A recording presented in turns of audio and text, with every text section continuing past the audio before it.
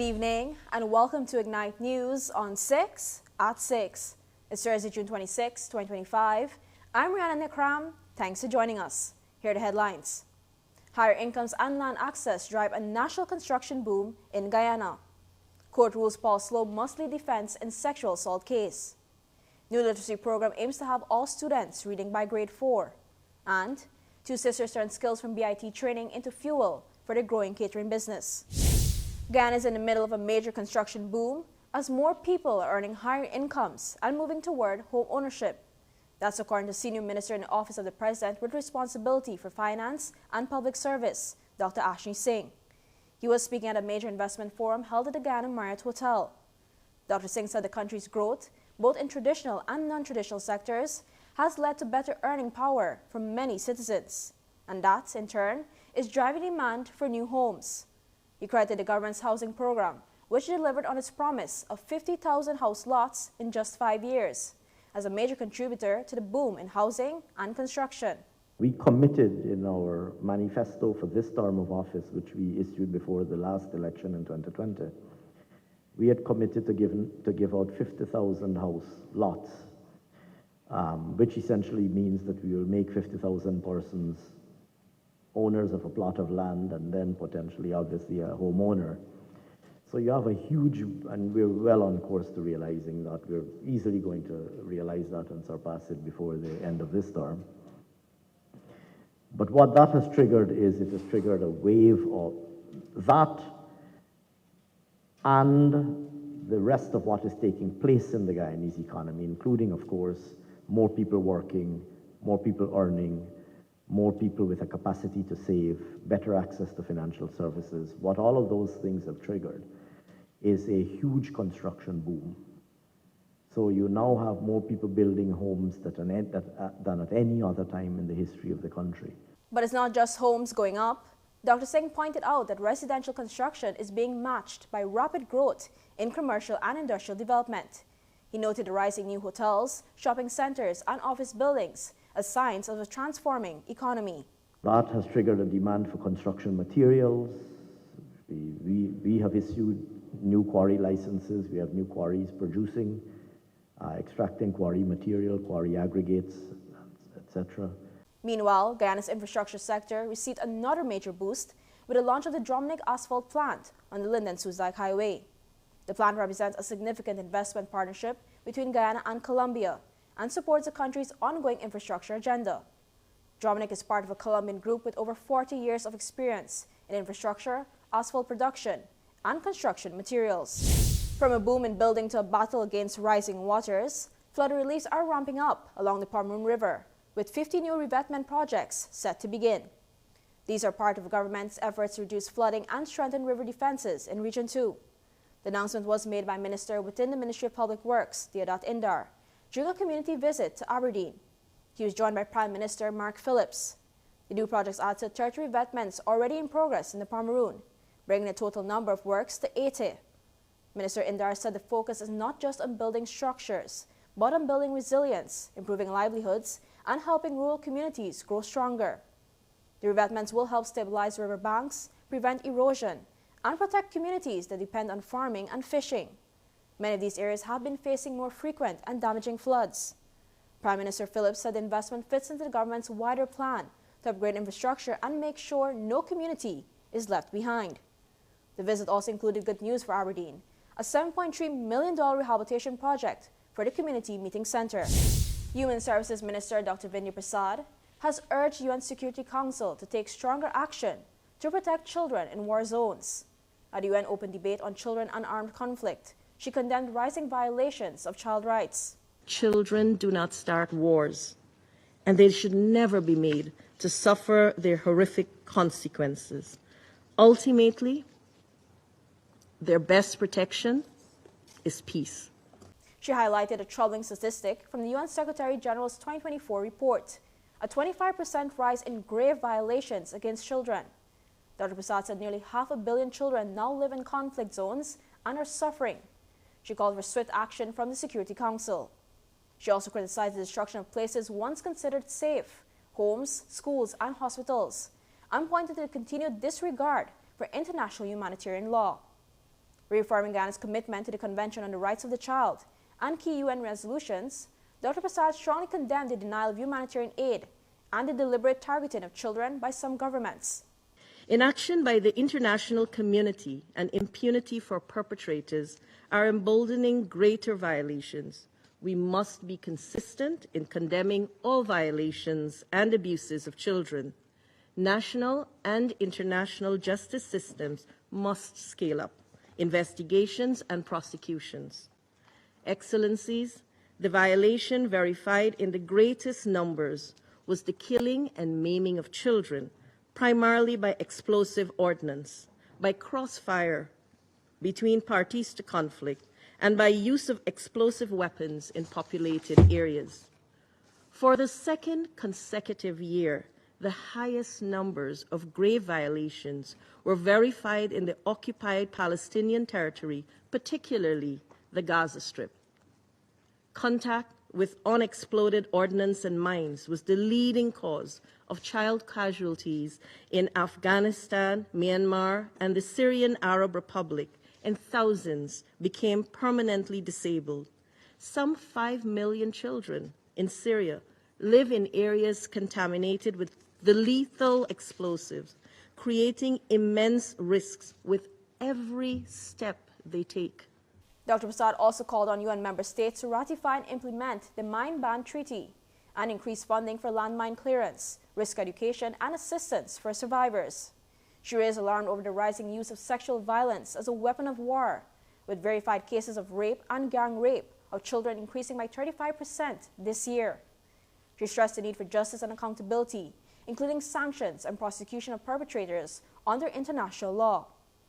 Dr. Prasad urged the Security Council to use its full power to enforce child protection mandates, integrate child welfare into peacekeeping missions, and protect funding for critical programs. As we engage in the UN 80 initiative towards a more efficient organization, we must ensure that mandate and funding cuts are not at the expense of the protection of children. The Children and Armed Conflict Framework, including the monitoring and reporting mechanisms, remains critical in informing Council responses and engagements with parties to conflict to address grave violations against children. She ended her address by thanking Virginia Gamba, the Special Representative at the UN Secretary-General for Children in Armed Conflict, and UNICEF's Director of Child Protection, Shima Sen-Gupta, for the briefings, and praised child speaker Sila for courageously sharing her story of survival and resilience. From the global stage to local headlines, there's still much more ahead. We'll be right back after this. The ExxonMobil Guyana Global Super League is back, and it's bigger than ever. Defending champions, Rangpur Riders return to defend their crown. But the Warriors, the proud hosts, are ready to battle on home soil. The best from Australia, New Zealand, and the UAE join the fight for global glory. The ultimate test, the ultimate prize. It's the clash of the T20 champions. Get your tickets now at Warriors Box Office or GSLT20.com. Welcome back. In the courts today, a former top cop has been ordered to mount his defense in a high-profile case. Senior Magistrate Fabio Azor on Thursday dismissed a no-case submission made by attorneys representing retired Assistant Police Commissioner Paul Slowe and called on him to lead a defense in a sexual assault case. The ruling was handed down in the Georgetown Magistrates Court, where the magistrate found that the prosecution had presented enough evidence to establish a prima facie case against Slowe. The matter has been adjourned to October 2025 for the defense to begin presenting its case. The charge relates to allegations made by a female police officer who reported that Slowe sexually assaulted her on 3 separate occasions between March and April 2019 at police headquarters in Ivleary. Senior police legal advisor and attorney at law Mandel Moore is representing the prosecution. Attorneys Nigel Hughes, Dexter Todd, and Don Cush are representing the accused. A new national program is being introduced to improve literacy outcomes across Guyana. During yesterday's announcement of the 2025 National Grade 6 Assessment results at the Ardchang Conference Center, Minister of Education Priyamanik Chan announced plans to launch a Level 1 literacy program. The initiative, which aims to ensure that every child in the school system becomes literate, will focus on early learners with a goal that all students will be able to read by grade 4. The ministry is working to make this a standard across the education system. We're not unaware that there are children that still need us. We're not unaware that as we place children into secondary, we have work to do. And that is why shortly you will see us launch a nationwide, level-wide literacy program that will see us making sure every single child who's currently in the system leaves literate, and that every single child within the next 4 years can read by grade 4. That is the aim. That's the vision. And you have seen us take an aim and a vision and turn it into reality. The program is part of a broader strategy to strengthen foundational learning. It comes in response to ongoing concerns about literacy rates, especially in underserved communities. While the ministry noted improvements in this year's grade 6 results, the minister said more work is needed to improve outcomes nationally. The ministry also plans to expand the Craven Certificate of Secondary Level Competence, or CCSLC, giving students additional options to pursue academic and skill-based learning. Renowned British Guyanese actor and musician Ramjohn Holder paid a courtesy call on President Dr. Irfan Ali yesterday. Holder is best known for his iconic role as Augustus Pork Pie Grant in the popular British sitcom Desmond's, which aired from 1989 to 1994. His performance became so well-loved, it led to the spin-off series Pork Pie, earning him a lasting place in television history. During his meeting with the president, Holder was warmly praised for his outstanding contributions to the arts. Now 91 years old, he remains a celebrated cultural figure and a proud representative of Guyanese talent on the world stage. President Ali congratulated Holder on his decades-long career and thanked him for the inspiration he continues to provide, both in Guyana and across the diaspora.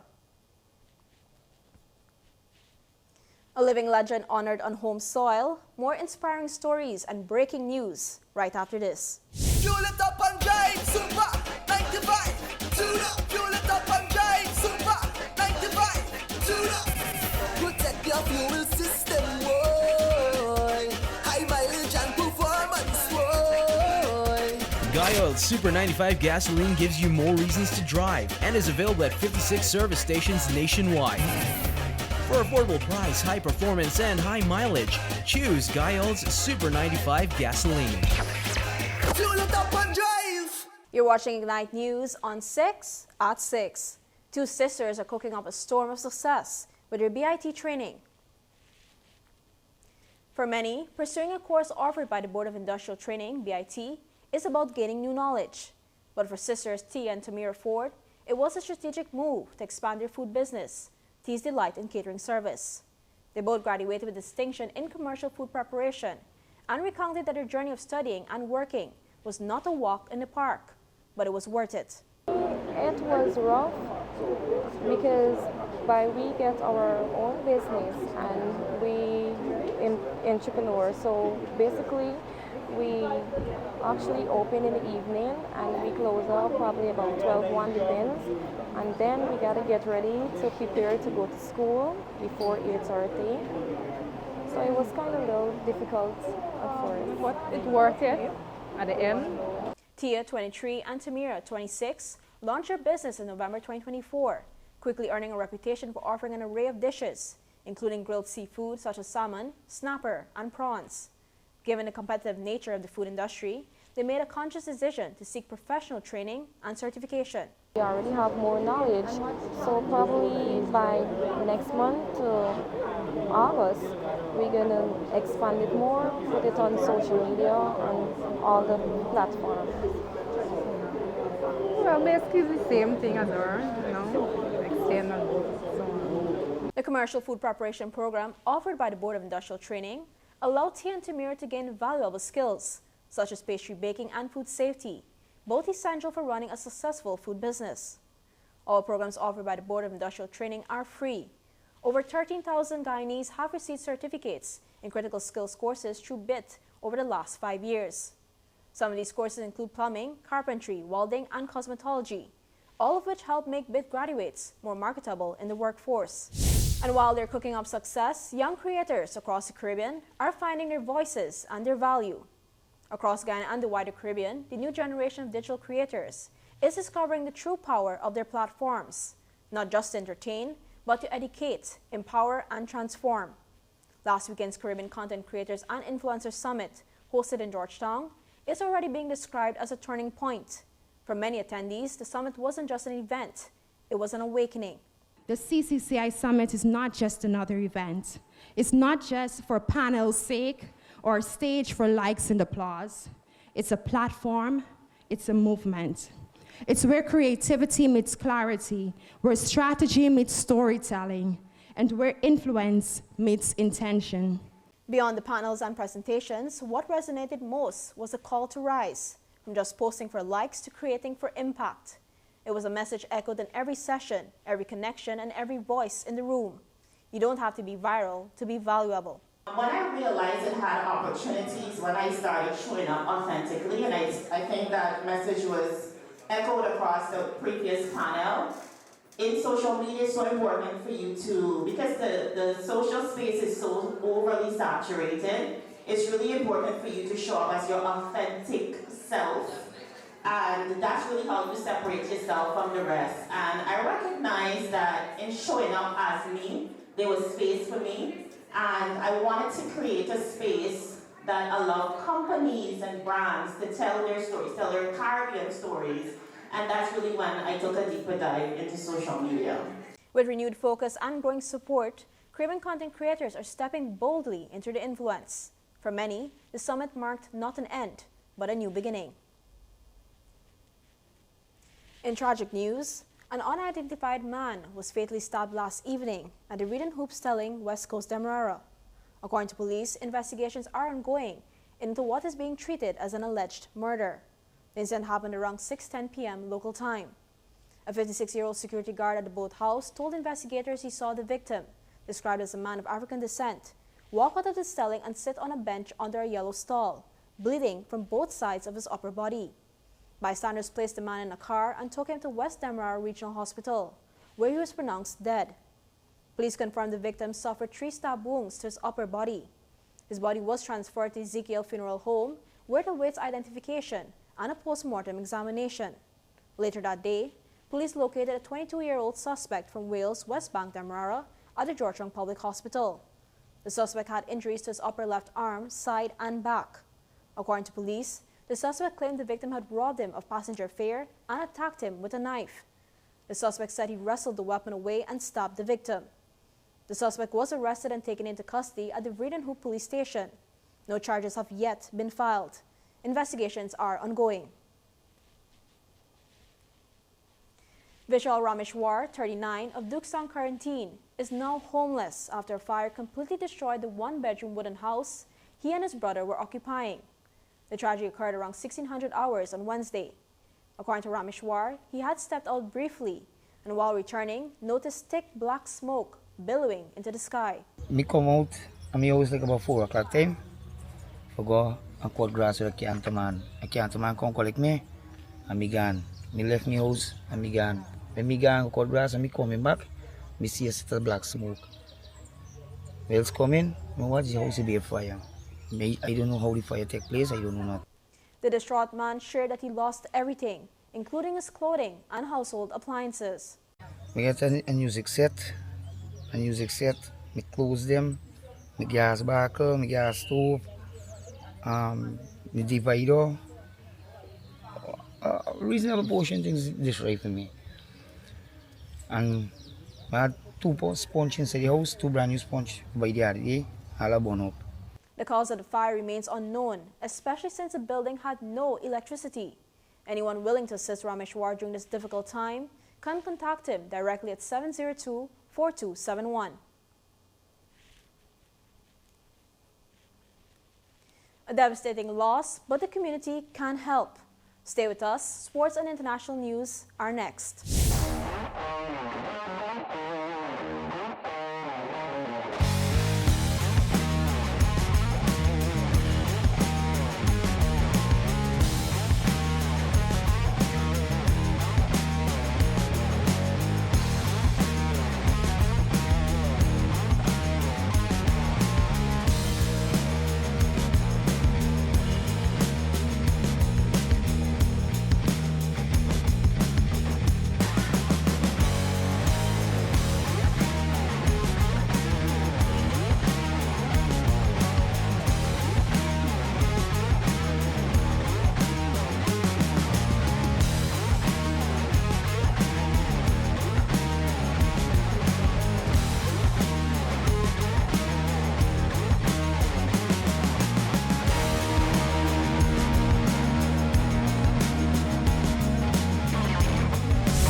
Let's shift to sport now, where Team Guyana is eyeing victory at the upcoming Caribbean Squash Championships.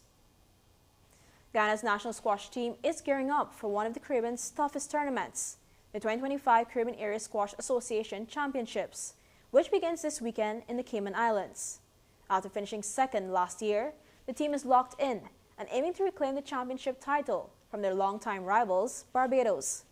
The tournament starts on June 29th and brings together top teams from across the region, including Jamaica, Bermuda, Trinidad and Tobago, the Cayman Islands, and of course, Barbados. At a recent send-off, the Ghana Squash Association celebrated the team's hard work and commitment.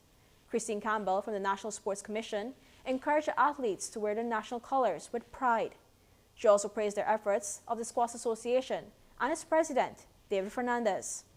Though officially retired, veteran coach Carl Ince will once again travel with the team, offering guidance and support. The decision was warmly welcomed by both players and staff. Ignite News spoke with Riley Rodriguez, captain of the women's side, who shared high expectations. I think that the Guyana team is really strong this year. I feel like we've been training really hard and we should expect great results.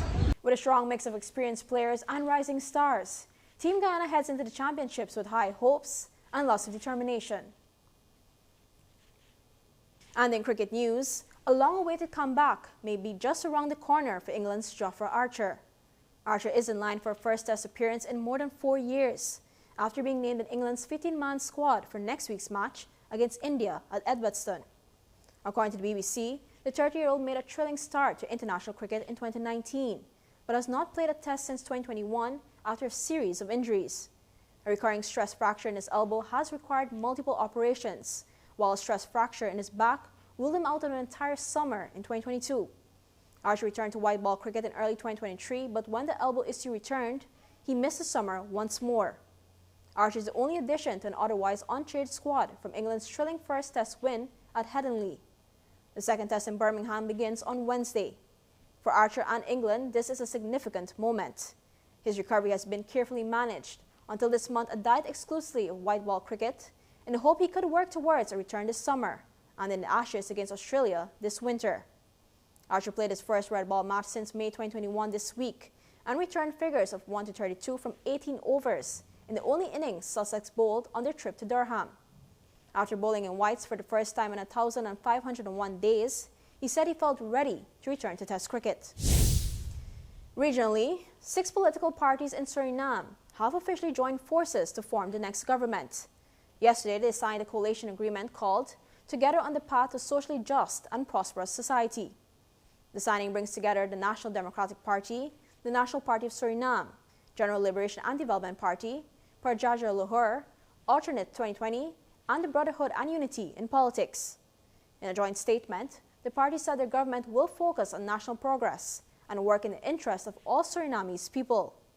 They promised concrete results, starting with efforts to boost state revenue and reduce public spending. They also described the agreement as more than just words on paper, calling it a promise to guide Suriname forward. With 50 years of independence behind them, they said it's time for the country to shape its own future. The coalition's first parliamentary session is set for Sunday, during which they will elect a Speaker of the House and Vice Chair. In international news, the U.S. Treasury has taken new action in its fight against fentanyl. Yesterday, it slapped sanctions on 3 Mexican financial institutions, CI Banco, Intercam Banco, and Vector Casa de Bolsa. All 3 have been labeled primary money laundering concerns by the U.S. Financial Crimes Enforcement Network, or FinCEN. The move falls under 2 major anti-fentanyl laws, the Fentanyl Sanctions Act and the Fentanyl Act, and marks the first time they've been used. Sanctions against financial institutions are rare. Most U.S. actions tend to target individuals or companies linked to organized crime. Mexico's finance ministry said it was informed of the U.S. investigation, but claims it received no conclusive evidence linking the banks to criminal activity. These sanctions don't freeze global assets or completely cut off dollar-based transactions, but they do prohibit U.S. businesses from working with these institutions in Mexico. A senior Treasury official says that effectively cuts them out of the U.S. financial system. According to the Treasury, the 3 institutions helped launder millions of dollars from Mexican cartels and process payments for the chemicals used to produce fentanyl. Each of the banks has denied the allegations. Finally, in Kenya, Interior Minister Kipchumba Murkomen accuses protesters of attempting to overthrow the government during a deadly day of demonstrations. The unrest yesterday saw thousands take to the streets in Nairobi and other cities. It began as a youth-led protest to mark last year's anti-tax rallies and was fueled by public anger over the recent death of a jailed blogger. Murkomen says the protest turned violent, with crowds trying to storm Parliament and State House. He claims what he called criminal anarchists unleashed looting, arson, and even sexual assault. At least 10 people are confirmed dead, but Amnesty Kenya says the toll is higher, at least 16, all reportedly killed by gunfire suspected to be from police. Smoke still rises from burned-out buildings in central Nairobi as shopkeepers clean up and count their losses. Some are now calling for dialogue between the government and Kenya's Gen Z protest movement. Meanwhile, 6 people, including 3 police officers, have been charged with murder over the blogger's death. All have pleaded not guilty. And that's all for this edition of Ignite News on 6 at 6. For more stories, visit ignitenews.com or follow us on social media. Thanks for watching. I'm Rihanna Nikram. See you tomorrow for more Ignite News.